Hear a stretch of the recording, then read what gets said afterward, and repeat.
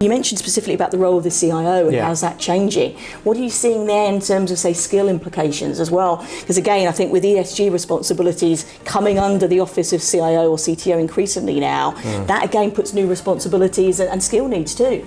Well, they're not, I think they're getting to grips with having many more stakeholders within their business that they have to engage with, right?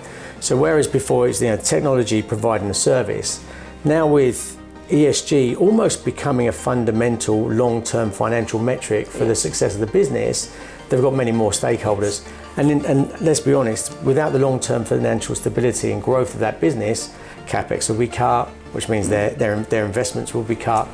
But no, I think it's, and all by the way, using that data that they collect to be able to understand whether the initiatives they're working on are actually being successful, how it's making an impact to either their employees, their customers, the customer experience, or even socially in their local economic and domestic area.